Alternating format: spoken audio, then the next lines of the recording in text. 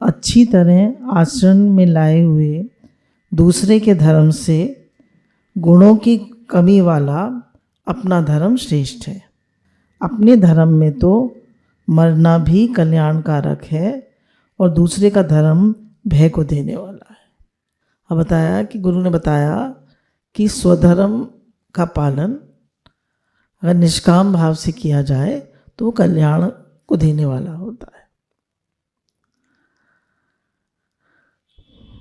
नंदा नाई, सदना कसाई, गोरा कुमार, तुलाधार वैश्य, ये सब भक्ति करते हुए, भक्ति करी सबने, सब बहुत बड़े भक्त थे, पर इन्होंने अपना स्वाभाविक कर्म नहीं छोड़ा।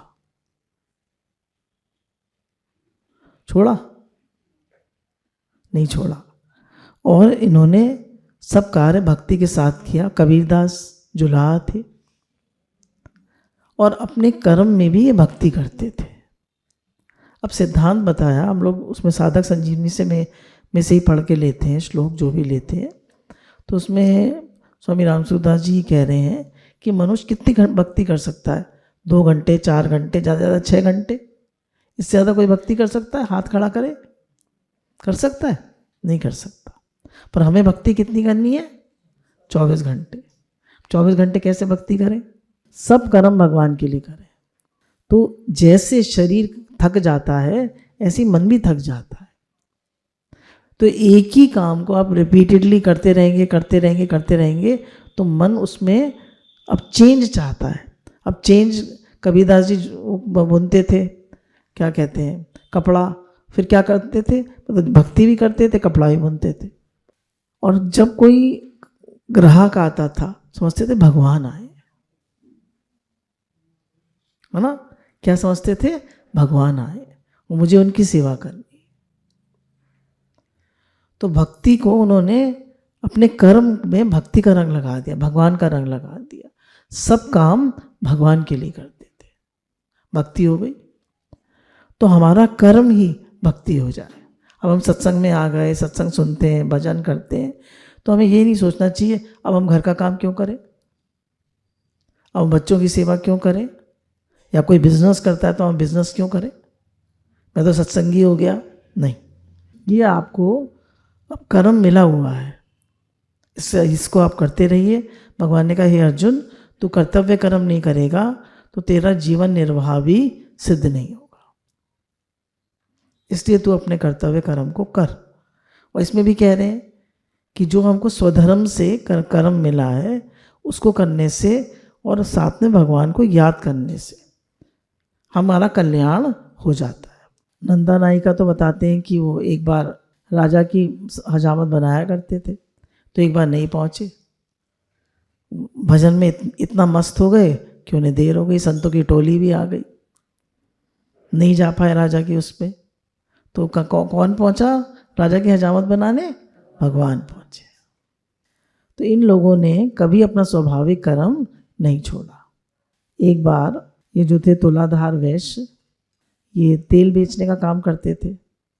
तो जाजली ऋषि को एक बार आकाशवाणी हुई कि अगर आपको ज्ञान लेना है, उनके मन में होगा कि मुझे ज्ञान लेना है, तो तुलाधार वैश्य के पास पहुँचो। तो उन्होंने कहा कि तुलाधार वैश्य के पास पहुँचे तो देखा वो तो तेल तोल रहे। तो पूछा, भाई तुम्हारे गुरु कौन है? तो उन्होंने कहा, मेरा कर्म ही मेरा गुरु है। मैं अपने कर्म को बहुत भगवत भाव से करता हूँ, पूजा भाव से करता हूँ और प्रेम से करता हूँ, खुश होके करता हूँ। और मेरी डंडी जो है तराजू की हमेशा सीधी रहती है, उसमें मैं बेईमानी बिल्कुल नहीं करता, नो चीटिंग, पूरी ईमानदारी से अपने कर्म को करता हूँ। और जब भी ग्राहक आता है तो मैं कहता हूँ भगवान आए, सेवा मान के करता हूँ। तो जब जाजली ऋषि आए तो उन्होंने कहा, आकाशवाणी सुन के आए हो? बोला, आपको कैसे पता चला? तो बताया, निष्काम भाव से अपने कर्म करते करते भी मनुष्य को बिना राग द्वेष के, निष्काम भाव और बिना राग द्वेष के कर्म करते करते भी मनुष्य का अंतःकरण इतना शुद्ध हो जाता है कि उसके ज्ञान अंदर से प्रकट हो जाता है।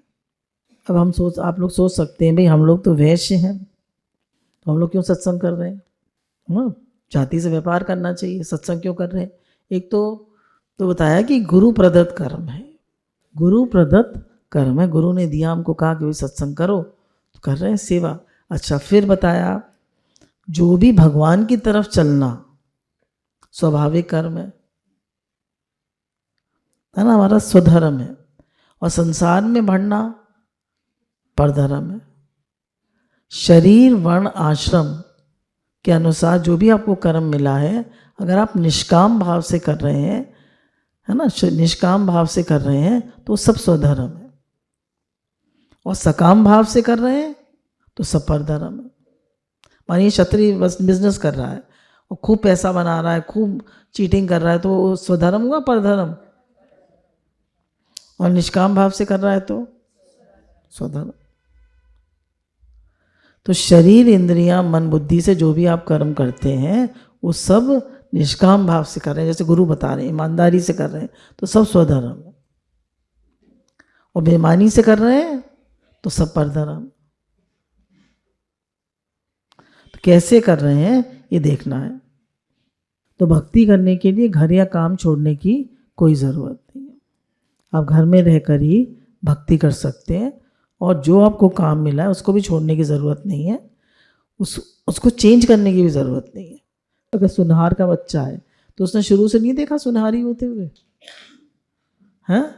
देखा है ना? तो बच्चे ने बचपन से वो कर्म देखा होता है अपने घर में, तो उसके लिए वो बड़ा सहज होता है। तो पुश्तैनी काम जो होता है, जो हमने देखा होता है अपने घर में, जैसे बच्चों ने देखा दादा दादी हमारे सत्संग करते हैं, हमारे घर में सत्संग होता है, तो बच्चों के लिए वो सहज है या नहीं? सहज है। फिर उनके बच्चे हुए, उनके लिए भी सहज है। तो जो कर्म बच्चे देखते हैं बचपन से वो उनके लिए सहज हो जाता है, और फिर जो दूसरा कर्म होता है वो उनके लिए थोड़ा परधर्म हो जाता है, उसमें उनको मेहनत ज़्यादा करनी पड़ती है। पर अब हम ये नहीं कह सकते भाई आप कोई कर्म मत करिए या ये। अब हमें क्या देखना है कि हम जो भी कर्म करें उसे निष्काम भाव से कर रहे हैं, सबके हित के लिए कर रहे हैं, तो सब स्वधर्म है। तो गुरु जो हमें करा रहे हैं निष्काम भाव से कर्म करना, वो सब स्वधर्म है। बस हमें उसमें मान बढ़ाई की इच्छा नहीं होनी चाहिए,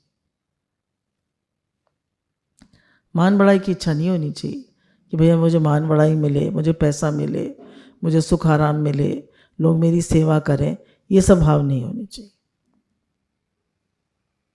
अगर ये भाव नहीं है तो आपका कर्म स्वधर्म है।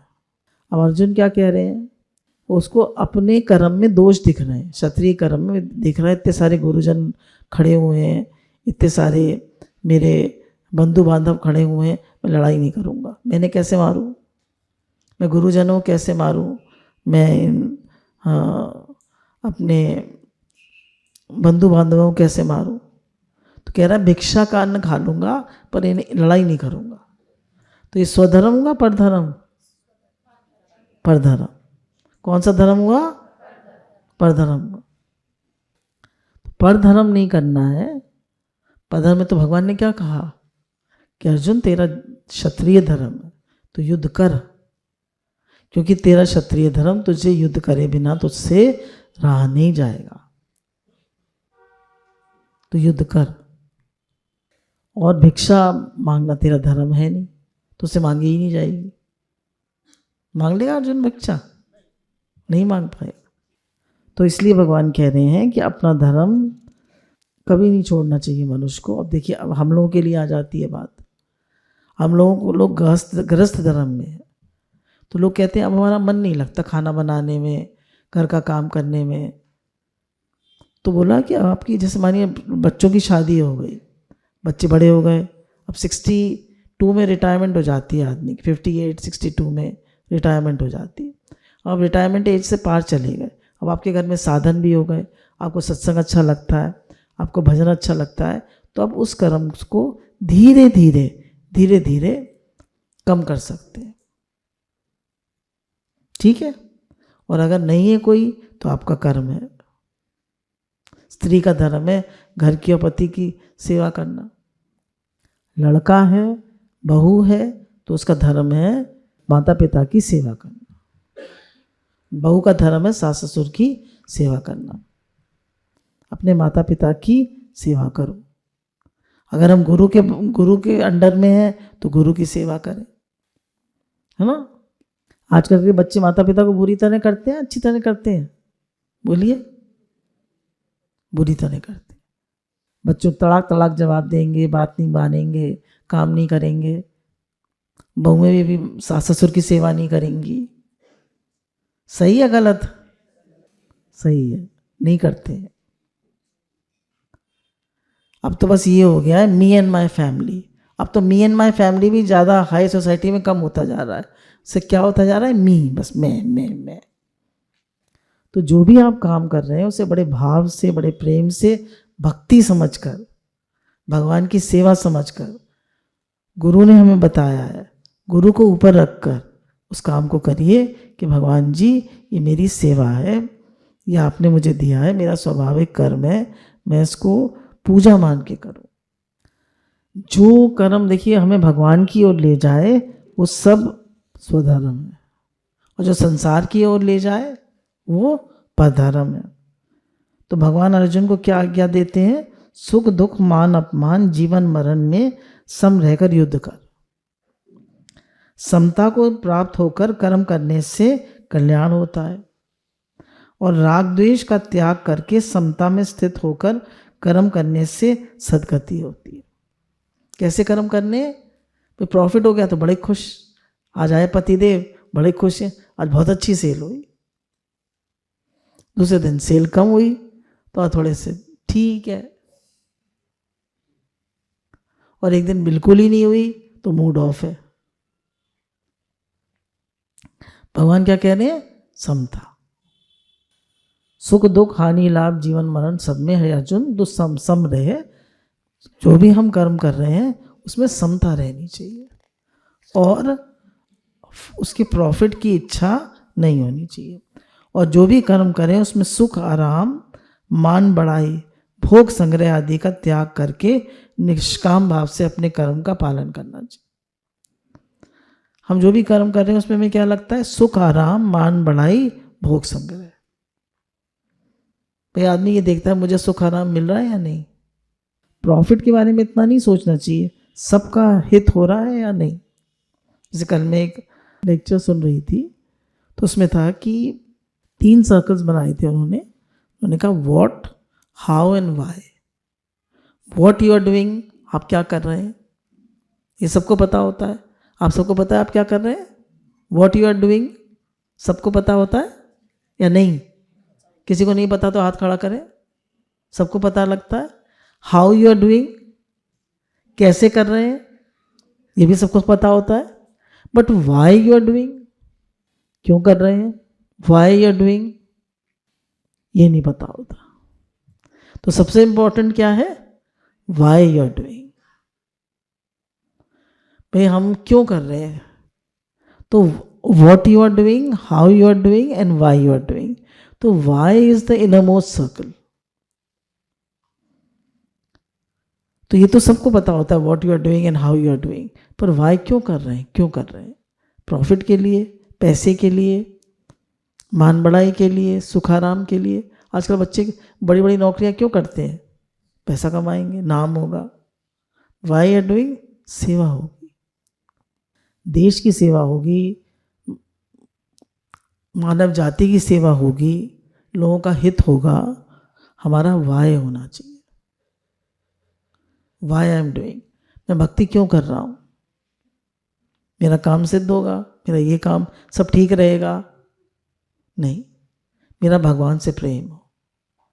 तो कोई भी काम कर्म कर रहे हैं तो क्यों कर रहा हूँ ये अपने से पूछिए। व्हाई हमारे कर्म में जरूर होनी चाहिए। व्हाई आई एम डूइंग, क्यों कर रहा हूँ। जब तक आपके जीवन में व्हाई नहीं होगी तो आप गलत काम भी कर सकते हैं। तो अपने से पूछिए भाई क्यों कर रहा हूँ, मैं क्यों कर रहा हूँ, मुझे क्या चाहिए। तो मनुष्य जन्म का लक्ष्य जो है वो भगवान से प्रेम करना है, परमात्मा प्राप्ति है। अब देखिए योगी होना स्वधर्म है और भोगी होना परधर्म है। अगर हम योगी हैं तो ये स्वधर्म है, और अगर हम भोगी हैं तो ये परधर्म है। निर्लिप्त रहना स्वधर्म है और लिप्त होना परधर्म है। घर में देखिए, भगवान इतनी बड़ी सृष्टि को चला रहे हैं, वो लिप्त है या निर्लिप्त है? गुरु जी हमें कैसे दिखाते हैं? Live in the world but not of the world. संसार में रहो पर संसार से लिप्त होके मत रहो, चिपको मत, अनअटैच, डिटैच होके करो। हम अपना मान लेते हैं झट और फिर सुखी दुखी होते हैं। प्रेमी होना स्वधर्म है और रागी होना परधर्म है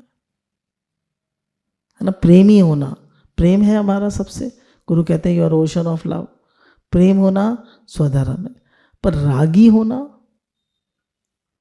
रागी मतलब राग क्या है? राग और द्वेष, मेरापन, मेरा। अब राग वाला उल्टा चलेगा तो द्वेष होगा। तो भगवान तीसरे अध्याय में राग द्वेष, और पूरी गीता में राग द्वेष के त्याग को बहुत महत्व देते हैं। प्रेम करो पर रागी मत बनो। राग के साथ द्वेष जरूर आता है। निष्काम, निर्मम और अनासक्त होना स्वधर्म है। निष्काम, निर्मम और अनासक्त होना स्वधर्म है, और कामना, ममता और आसक्ति परधर्म है। जब हम बहुत आसक्ति करते हैं, बहुत कामना करते हैं, बहुत इच्छा करते हैं, बहुत कपड़े चाहिए, बहुत ये चाहिए, बहुत वो चाहिए, सब परधर्म। फटाफट आजकल बच्चे फटाफट टिट फॉर टैट, फटाफट जवाब देते हैं, फटाफट करते हैं, तो ये सब परधर्म है। इसी गांव में भी लोग लड़कियों को नहीं सिखा रहे सास ससुर की पति की सेवा करो, वो भी कह रहे हैं तू ब्यूटिशियन बन जा, पार्लर खोल लेना। गांव में भी ये हालत है। ये देखिए आजकल की मेंटालिटी, देखिए मेंटालिटी तो यही कह रहे हैं कि भाई या तो आप इतने मेहनती हो, क्या वो भी कर लें, वो भी कर लें।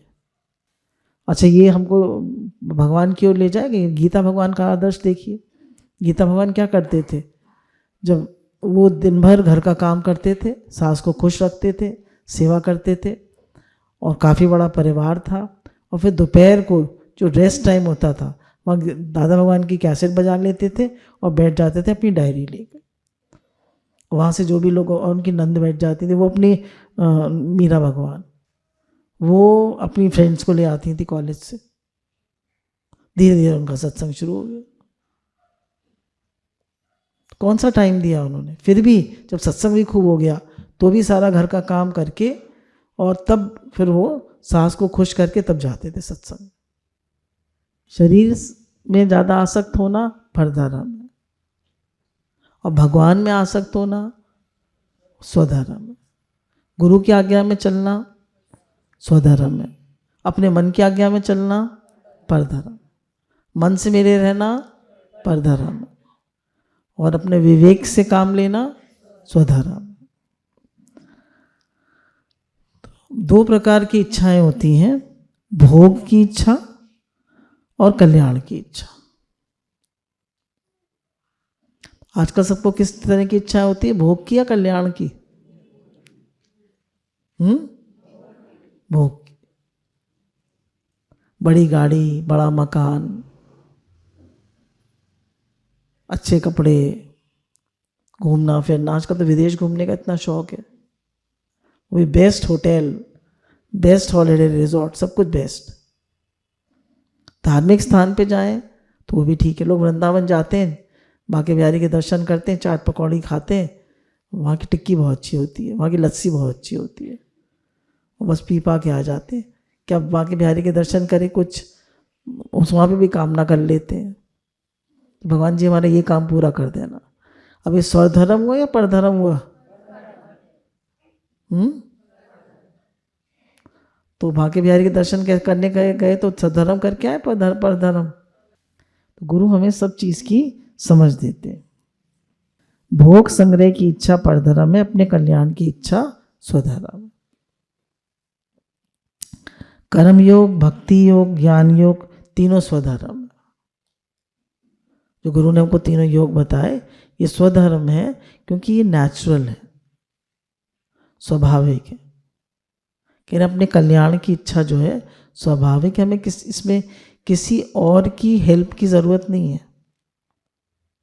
किसी और की ज़रूरत है, किसी सहारे की? बोलिए, आपको माला करना है, किसकी सहारे की ज़रूरत है? आपको भगवान का भजन करना है, किसके सहारे की ज़रूरत है? आपको सत्संग सुनना है, किसके सहारे की ज़रूरत है? किसी की ज़रूरत नहीं। स्थूल सूक्ष्म कारण शरीर से जितने सकाम भाव से किए जाते हैं कर्म, वे सब परधर्म। हमारे शरीर से जो भी कर्म करे जाते हैं सकाम भाव से, वो सब परधर्म। और निष्काम भाव से किए जाते हैं वो सब स्वधर्म। तो अगर आपको जो भी सेवा मिली है आप सकाम भाव से कर रहे हैं तो वो सब परधर्म है, और उसी सेवा को आप निष्काम भाव से कर रहे हैं तो वो स्वधर्म। अब हमें ये देखना है हम स्वधर्म कर रहे हैं या परधर्म कर रहे हैं।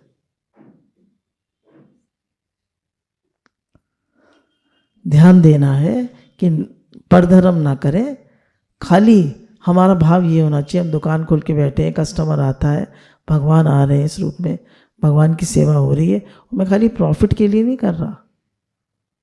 दादा भगवान ने भी कपड़े की दुकान करी तो बेस्ट कपड़ा लाते थे ना, बेस्ट चीज़ लाते थे, फिर कस्टमर को दिखाते थे, कहते थे आप खुश हुए? खुश होता था तो कहते थे आप खुश हुए तो मैं खुश हुआ, और मुनासिब प्रॉफिट देते थे। एक बार कोई कस्टमर बहुत कपड़े देखता था, कुछ नहीं लेता था, तो उन्होंने पूछा भाई कि इतने आपके थान खुलवा लिए कपड़े के, उसने कुछ नहीं लिया। बोले मेरी धूल झड़ गई। गजेव राम भजेव राम, आने वाला भी राम जाने वाला भी राम। तो बहुत निष्काम भाव से हम अपने कर्तव्य कर्म को करें और कुछ न चाहें, और हमारा इच्छा यही हो मेरा भगवान से प्रेम बढ़े, तो वो सब हमारा स्वधर्म हो जाता है। जब परमात्मा प्राप्ति की हमें इच्छा होती है तो संसार में कोई कष्ट भी आता है तो हमारा तप बन जाता है। मानिए कोई तकलीफ आ गई, कोई कष्ट आ गया, पर हमारा लक्ष्य क्या है? भगवान। और वो कष्ट आ गया, तकलीफ आ गई, तो वो क्या है? वो तकलीफ है या तप है? तप है। एक मनमाना तप होता है कि भैया मैं तप कर रहा हूँ, और एक भगवान ने जो परिस्थिति भेजी है विपरीत, उसको सहन करना, वो तप है, वो भगवान का भेजा हुआ है। तो गुरु कहते हैं जो भगवान का भेजा हुआ परिस्थिति है वो तुम्हारा बहुत बड़ा तप है, उसको तप मान के करो, तप मान के सहन करो। ये मत सोचो हाय मैं तो मरा जा रहा हूँ, मुझे तो इतना सहन करना पड़ रहा है। नहीं, मेरा तप हो रहा है, भगवान ने ये परिस्थिति भेजी है। जब साधक अपने कल्याण करने की दृढ़ निश्चय करके स्वधर्म अपने स्वाभाविक कर्म के पालन में तत्परता पूर्वक लग जाता है, तब कोई कष्ट दुख कठिनाई आदि आने पर भी वह स्वधर्म से विचलित नहीं होता। इतना ही नहीं, वे कष्ट दुख आदि उसके लिए तपस्या रूप तथा प्रसन्नता देने वाले होते। जैसे संतों कैंसर हो जाता है, डोंगरे जी महाराज को हो गया, गीता भगवान को हो गया, अम्मा जी के शरीर में भी लास्ट में बहुत कष्ट था, रमन महर्षि को था, तो उनके लिए क्या था? वो तप था। तो संतों का ये लास्ट जन्म होता है, इसी जन्म में उनको सब कर्म काट के जाना होता है। जैसे एक संत थे तो उनकी वो हमारे वो जो है भक्तचरण रज, उसमें एक छोटी सी कहानी है। तो उन्होंने कहा कि उनको वो हो जाता है अतिसार रोग, बार बार लेटरिन जाना पड़ता है, इतनी ज़्यादा हो गया कि समुद्र किनारे जाके लेट गए, शक्ति भी नहीं रही बार बार उठ के साफ करने की। तो भगवान आए उनकी सेवा करने, तो उन्होंने कहा भगवान जी आप क्यों आए, आप ठीक कर देते मुझे, आप ऐसा मेरा कर्म करेंगे मुझे बहुत दुख होगा। तो भगवान ने कहा देख ये तेरा कर्म है, ये तो तुझे काटना ही पड़ेगा, पर मैं इसलिए आया हूँ कि लोग कहेंगे भक्त को भी इतना कष्ट होता है, उसकी कोई सेवा नहीं करता, तुझे फिर किसी जन्म में ये भोगना पड़ेगा। तो मैंने तेरा कर्म भी कटवा दिया और सेवा भी हो गई। तो यही बता रहे हैं कि कोई भी कष्ट आए तो उसको तप मानिए और उसमें जरा भी दुखी मत होइए और अपने कर्म को निष्काम भाव से करिए। यही आपका स्वधर्म है। संसार में जितने भी दुख दर्द है परेशानी है वो सब परधर्म के कारण। जितने भी संसार में दुख है परेशानी है टेंशन है स्ट्रेस है वो सब परधर्म के कारण। स्वधर्म में तो आनंद है शांति है प्रसन्नता है। वहाँ कोई कष्ट नहीं है, वहाँ कोई स्ट्रेस नहीं है, वहाँ कोई डिप्रेशन नहीं है। देखिए दुख अपने आप आता है पर खुश रहना, खुशी हमें क्या करनी पड़ती है, चूज करनी पड़ती। टेंशन अपने आप आता है पर हमें खुश रहना, टेंशन फ्री रहना चूज करना पड़ता है। नेगेटिविटी अपने आप आती है, पॉजिटिविटी हमें चूज करनी पड़ती है। अपने मन को ठीक करना। मन हमारा दुखी हो जाता है, बार बार दुखी हो जाता है, बार बार नेगेटिविटी आ जाती है, बार बार द्वेष आ जाता है, पर प्रेम का भाव रखना करना पड़ता है, चूज करना पड़ता है। तो हम सोचते हैं वो तो बड़े खुश हैं, उनके पास तो बड़ा सब कुछ है, वो तो बड़े ऐसे हैं। बोले ऐसे ऐसे कुछ नहीं, सब मेहनत करके मिलता है। या तो पिछले कर्मों से मिल रहा है या इस जन्म में वो मेहनत कर रहे हैं। सारे शुक्राने गुरु भगवान।